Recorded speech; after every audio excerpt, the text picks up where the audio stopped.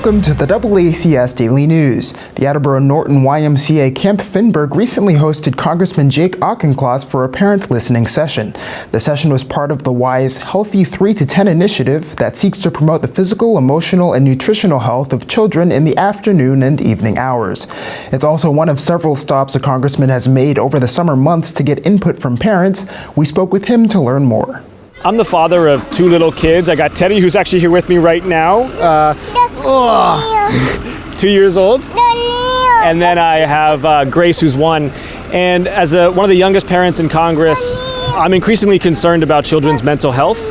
Over the last several months, been embarked on an initiative of learning as a member of Congress and as a parent about what we can do to best support kids' mental health. In summertime, that really takes the form of supporting through both funding and community resources, really important after-school programming and camp programming for children, both structured, unstructured play and socio-emotional support, and also preventing learning loss during the summer. This fiscal year 2023 budget cycle has seen unprecedented amounts of funding for children's mental health.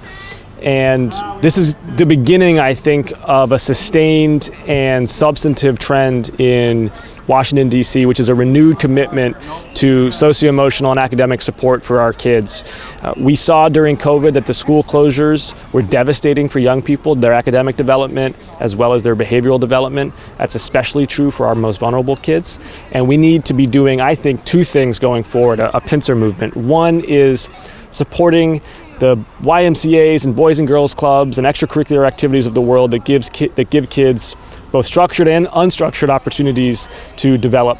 And also pushing back at big corporations, especially the Facebooks and Instagrams and TikToks of the world, that are really trying to take advantage of younger children's attention and monetize it. And we know that screen time, excessive screen time can be damaging to kids' development, and that it's increasingly challenging for parents to be able to control and engage with that. And it's really time for Congress to step up and say to the Mark Zuckerbergs of the world that we have a compelling interest in our kids' mental health, and we are going to be holding the big tech companies to account for putting in place the systems and processes that protect our kids. I certainly hear reflected back to me a lot of my own concerns as a young parent about the role of screen time in kids' development. I hear a lot of concerns about school closures over the last 2 years and a real conviction that we cannot repeat those. And I made opening the schools my day 1 priority as a member of Congress, and I'm absolutely committed to keeping the schools open regardless of the state of COVID.